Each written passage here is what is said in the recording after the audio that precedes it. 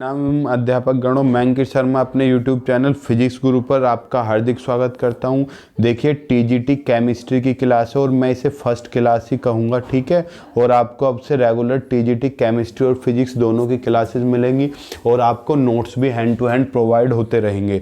देखो, जैसे मैं आपसे चर्चा करूं, मैंने पहले भी परमाणु संरचना की चर्चा की थी, लेकिन इतनी डिटेल में नहीं की थी जितनी आज होगी।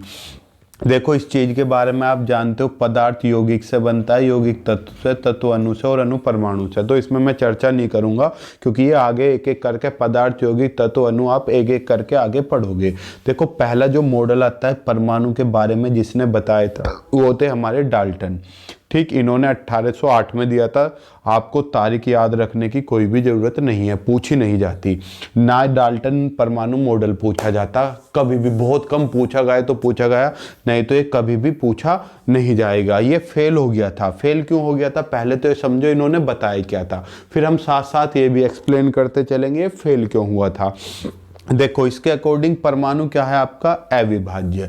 परमाणु अविभाज्य होने का मतलब आप जानते हो कि परमाणु को विभाजित नहीं किया जा सकता। लेकिन जैसे ही हम आजकल पढ़ते हैं, परमाणु खुद इलेक्ट्रॉन, प्रोटॉन और न्यूट्रॉन से मिलकर बना हुआ है। आपने भी सुना होगा परमाणु इलेक्ट्रॉन, प्रोटॉन, न्यूट्रॉनों से मिलकर बना हुआ है। फिर हमारा आता है एक ही तत्व के सारे परमाणुओं के रासायनिक गुणधर्म इज सेम, यानी कि सेम होते हैं, ठीक। केमिकल प्रॉपर्टीज कुछ इंग्लिश वाले हैं, बता दें, थोड़ा सा इंग्लिश का भी यूज कर लूंगा, ठीक है। तो मुझे एक चीज बताइए सर, जो आपके हाइड्रोजन है, फिर ड्यूटेरियम होता है, एक ही तत्व के हैं, लेकिन परमाणु है, उनके रासायनिक गुणधर्म डिफरेंट है, तो ये बात भी फेल हो गई थी। ये आपको पता ही है, एक ही तत्व के निश्चित अनुपात में मिलने पर यौगिक बनते हैं, ठीक। फिर रासायनिक अभिक्रियाओं में परमाणु न तो उत्पन्न होते और न ही नष्ट। ये भी भाई गलत साबित हो गई थी। कब, जब यूरेनियम के बारे में आपने पढ़ा। यूरेनियम नए नाभिकों का, यानी कि नए परमाणुओं का निर्माण करता है। इसके बाद आता है टॉमसन का परमाणु मॉडल इन 1904। देखो, ये पूछा गया है आपका 2016 के एग्जाम में, ठीक है। टॉमसन के परमाणु मॉडल की इनमें से प्राचीन मॉडल कौन सा है। प्राचीन डाल्टन है, लेकिन डाल्टन ऑप्शन में था नहीं, तो आपको टॉमसन टिक मानना था।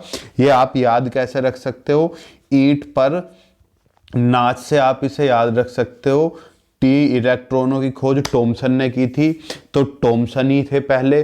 फिर प्रोटॉन की खोज रदरफोर्ड ने करी थी, फिर रदरफोर्ड थे। फिर चैडविक पर मत पहुंचाना, न्यूट्रॉनों की चैडविक ने। केवल ये याद रखने का तरीका बता रहा हूं मैं आपको, जैसे मैं याद रखता हूं। देखो, टॉमसन ने क्या बताया था भाई, टॉमसन ने बताया था मेरा तरबूज जैसा होता है ना, तरबूज का लाल हिस्सा होता है और उसमें जगह जगह बीज रहते हैं। तो ये जो लाल हिस्सा है ये पॉजिटिव को रिप्रेजेंट करता है, और ये जो जगह जगह बीज हैं ये नेगेटिव को रिप्रेजेंट करते हैं। वो पॉजिटिव को रिप्रेजेंट करता है और ये नेगेटिव को रिप्रेजेंट करता है, ठीक।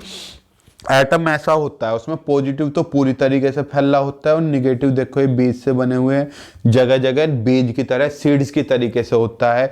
तो इस वजह से इसे तरबूज मॉडल भी कहते हैं। और भाई इंग्लिश वाले याद रखना, प्लम पुडिंग मॉडल भी कहते हैं। हिंदी वाले भी याद रखना इस चीज को, ठीक। परमाणु वैद्युत उदासीन इसी वजह से होता है क्योंकि जो चार्ज निगेटिव प्रोड्यूस करते हैं, तो इसके चारों तरफ क्या है, किस में धसे हुए हैं, प्लस में। प्लस उसे बैलेंस कर देता है, जिस वजह से क्या होता है भाई, वैद्युत उदासीन होता है, ठीक। लेकिन इसकी कमी क्या थी, ये भाई जो रदरफोर्ड ने गोल्ड की प्लेट पे जो एक्सपेरिमेंट किया था कि बीच से घूम के आ जाता है, वो फेल हो गया था इस पे। यानी कि इसमें नाभिक की तो कोई चर्चा ही नहीं है, जिसे हम न्यूक्लियस बोलते हैं। दूसरी चीज यो स्पेक्ट्रल लाइन की व्याख्या नहीं करता। प्यारो, स्पेक्ट्रल लाइन को आप भली भांति जानते हो। स्पेक्ट्रल लाइन कौन सी होती है आपकी, स्पेक्ट्रल लाइन को जानते हो। स्पेक्ट्रल लाइन कौन सी होती है, लाइमन, बामर, पास्चन, और भी है प्रिंसिपल, डिफ्यूज। इनके बारे में ये कोई एक्सप्लेनेशन नहीं देता था। इसके बाद भाई देखो, डेट लिखी हुई है, जबरदस्ती दिमाग पर लोड मत डालना, डेट इसमें नहीं आती। फिर आता है आपका रदरफोर्ड एक्सपेरिमेंट 1911, ठीक। बहुत इंपॉर्टेंट है। ज्यादातर क्वेश्चन जो भी टीजीटी में बनते हैं, टीजीटी की बात कर रहा हूं प्यारो, पीजीटी में भी बहुत क्वेश्चन आते हैं, लेकिन मैं अभी टीजीटी की चर्चा कर रहा हूं। तो टीजीटी के ज्यादातर क्वेश्चन रदरफोर्ड से और बोहर से सबसे ज्यादा बनते हैं, इन दो टॉपिक से। तो देखो इसमें क्या था, इसमें क्या बताया गया था, रदरफोर्ड ने क्या ली थी, गोल्ड की फॉयल ली थी और उस पर क्या डाले थे अल्फा पार्टिकल। अल्फा पार्टिकल क्या होता है, 2He4 हीलियम का न्यूक्लियस होते हैं, तो इन पर पॉजिटिव चार्ज होता है, अल्फा पार्टिकल पर पॉजिटिव चार्ज। तो देखो ये मेरी गोल्ड फॉयल थी, ऐसा है ज़्यादातर जो कोने वाले थे वे तो सीधे ही वापस निकल गए, जैसे नीचे आए उनमें हल्का सा डिफ्लेक्शन बढ़ता चला गया, और जो बिल्कुल बीच से था जैसे चाया गया घूम के वैसे ही आ गया। यानी कि बीच में अब देखो ये क्या है, ये पॉजिटिव डाल रहा हूं मैं, और बीच वाला एकदम जैसे गया घूम के वैसे ही आ गया। यानी कि बीच में कोई स्ट्रॉन्ग प्लस है जो इसे रिपल्सन दे रहा है, क्योंकि प्लस ही तो प्लस को रिपेल करेगा। तो प्यारो कौन, अध्यापक गणों। तो हमारे रदरफोर्ड ने कुछ पॉइंट बताई। क्या बताए, देखो ये पॉइंट मैं आपको दिखा दे रहा हूं नीचे की साइड। क्या, परमाणु दो हिस्सों से मिलकर बना हुआ है, एक तो नाभिक जो पॉजिटिव होता है और नाभिक के चारों ओर का खाली क्षेत्र। ठीक, देखो भाई परमाणु की त्रिज्या कितनी होती है, 10⁻⁻10 मीटर, और नाभिक की इतनी।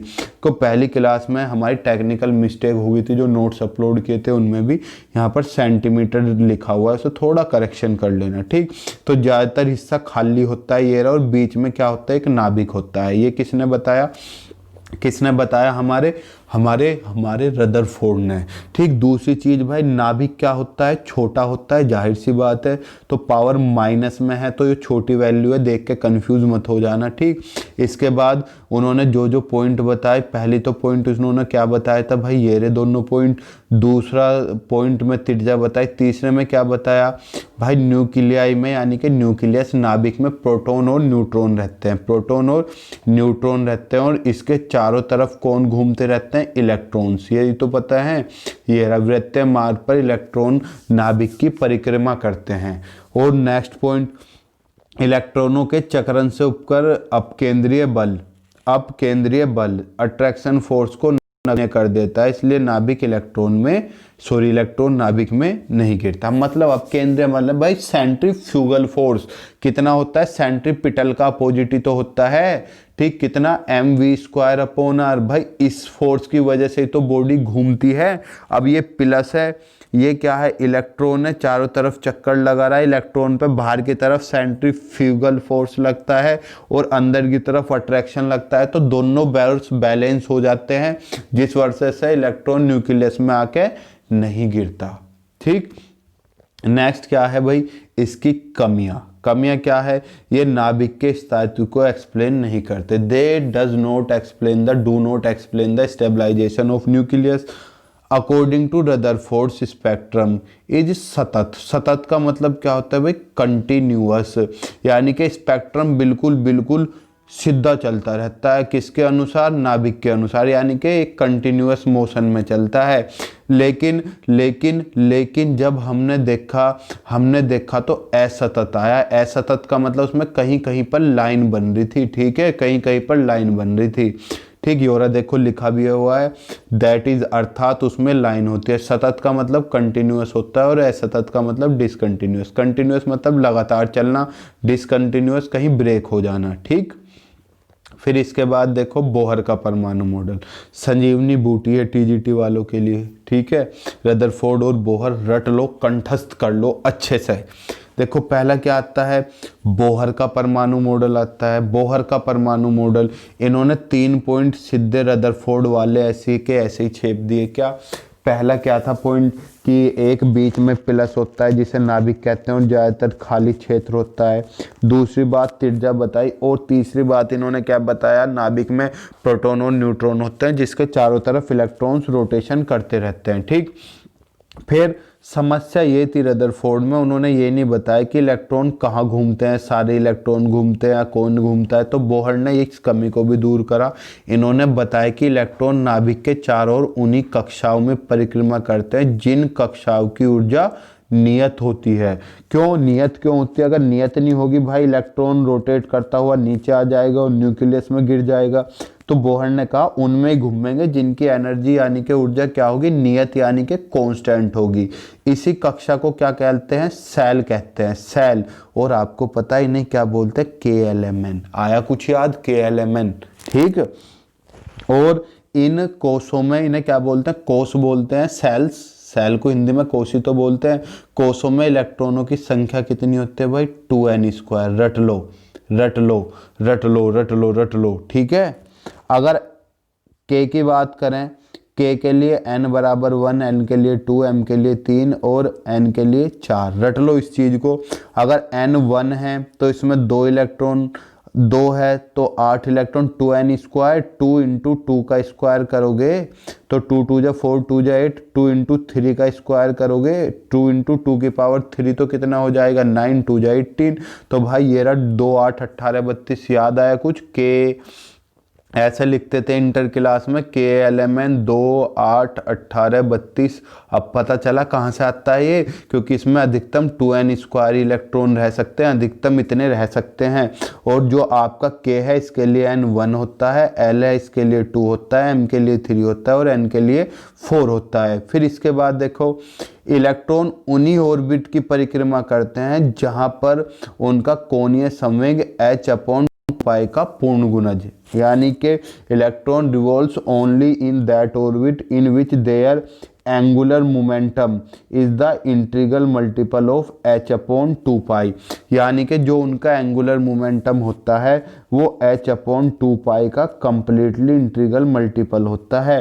अब एंगुलर मोमेंटम आप जानते हो MVR, मैंने फिजिक्स की क्लास में डिस्कशन किया था, तो इसमें कोई दिक्कत नहीं। और योई जो बोहर ने बताया था, वो सॉरी रदरफोर्ड ने बताया था अभिकेंद्रीय, इन्होंने क्या उठा लिया? अभिकेंद्रीय। ठीक, इलेक्ट्रॉनों को चक्रण लगाने के लिए आवश्यक अभिकेंद्रीय बल इलेक्ट्रॉन तथा नाभिक के बीच लगने वाले इलेक्ट्रोस्टैटिक फोर्स, चक्कर लगाने के लिए अभिकेंद्रीय बल चाहिए। तो वो किसके बराबर होता है भाई? दोनों के बीच इलेक्ट्रोस्टैटिक, दोनों चार्ज है, चार्ज के बीच स्थिर वैद्युतिकी बल लगता है। ठीक, किसी ऑर्बिट में, सारे पॉइंट वे डाले हुए हैं जो पेपर में आए हुए हैं, किसी भी ऑर्बिट में चक्रण के दौरान इलेक्ट्रॉन न तो ऊर्जा ग्रहण करता है और न ही मुक्त करता है। ठीक है, अपना नियत कुछ से घूमता रहता है। ठीक, नेक्स्ट टॉपिक पे आओ, प्लांक क्वांटम थ्योरी। इसके बारे में आप भली भांति जानते हो। इसके बाद मॉडर्न एटॉमिक मॉडल है, आधुनिक। ठीक, पहले इसे समझो। प्लांक क्वांटम थ्योरी, प्लांक के बारे में आप जानते हो, टाइम वेस्ट नहीं करता। प्लांक ने क्या बताया था? जो एनर्जी है वो पैकेट्स के रूप में मिलती है। जैसे भाई मैंने कहा ये मेरी बेंच लगी हुई है, यहाँ 90% वाले वालेंगे, यहाँ 80% वाले बैठेंगे, यहाँ 70%। अगर किसी बच्चे के 85% है वो नहीं बैठेगा। क्यों? मैंने कहा केवल ये ही बैठेंगे।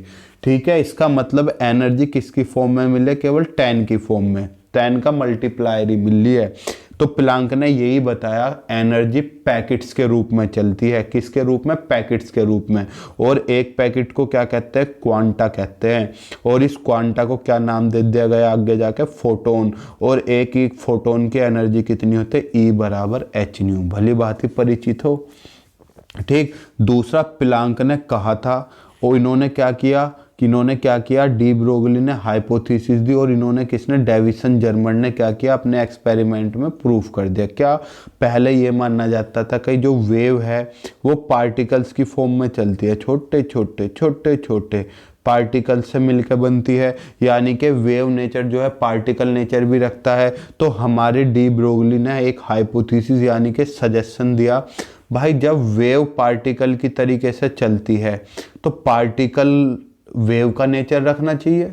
इन्होंने कहा, तो इनकी बातों को डेविसन जर्मन ने सीरियस लिया और एक्सपेरिमेंट किया और दिखा दिया कि पार्टिकल इलेक्ट्रॉन भी वेव की तरह से चलता है। ठीक है, इस बारे में बताया किसने था? डी ब्रोगली ने। प्रूफ किसने किया?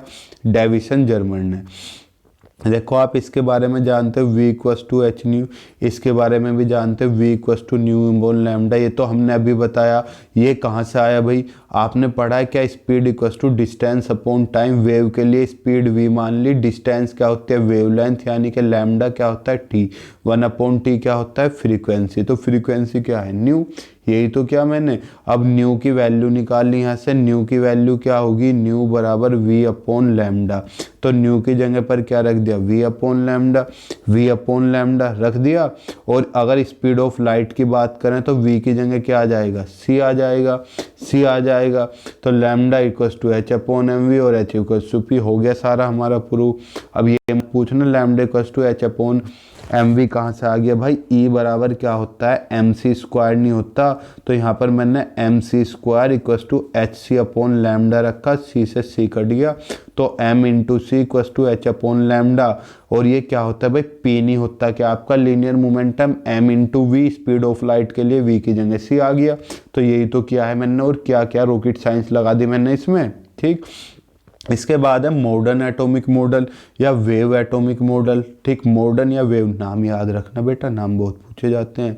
और मॉडर्न दिया किसने था, डी ब्रोगली ने और श्रोडिंगर ने। डेट याद रखना मत, कोई टेंशन लेने की बात नहीं है, मद मस्त रहो, मजे में रहो, ठीक। कायदे में रहोगे, फायदे में रहोगे, जब भी सिलेक्शन ले पाओगे, ठीक। इसमें इन्होंने क्या बात बताया था, पहली बात इन्होंने वही बताई कि एटम क्या है, न्यूक्लियस प्लस खाली क्षेत्र से मिलकर बनता है, जो सबसे पहले किसने बताई थी, रदरफोर्ड ने बताई थी गोल्ड फॉइल पे एक्सपेरिमेंट करके। और इलेक्ट्रॉन, इलेक्ट्रॉन नाभिक के चारों ओर त्रिविमीय कक्षाओं में परिक्रमा करते हैं, विभिन्न कोष में परिक्रमा करते हैं, तथा कोष उपकोषों से तथा उपकोष त्रिविमीय संरचना ऑर्बिटल से मिलकर बने हुए हैं। ये चीज़ आपको पहली बार पता चली होगी। और इलेक्ट्रॉनों के पाए जाने की सबसे ज़्यादा संभावना किसमें होती है, त्रिविमीय संरचना, इंग्लिश में सुना है ऑर्बिटल्स।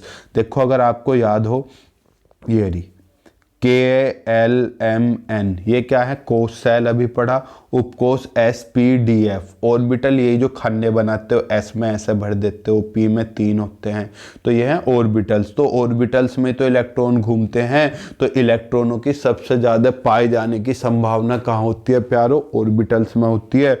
रट लेना बिल्कुल इस चीज़ को, ठीक। आगे चले, आगे देखो नया टॉपिक स्टार्ट हो जाता है, क्वांटम नंबर, ठीक। क्वांटम नंबर, इन सब की चर्चा मैं करूँगा आपसे नेक्स्ट क्लास में, ठीक, क्योंकि हमें फिजिक्स की क्लास भी अपलोड करनी है। ये नोट्स भाई मैं अपलोड कर दूंगा अपने TGT साइंस के ग्रुप में। और भी विद्यार्थी अगर TGT साइंस से जुड़ना चाहते हैं तो इस नंबर पर व्हाट्सएप करके अपने कोर्स का नाम और क्लास लिख दे, ये फ्री ऑफ कॉस्ट है। थैंक यू, धन्यवाद, बी हैप्पी, मुस्कुराते रहिए और खुश रहिए, टेक केयर।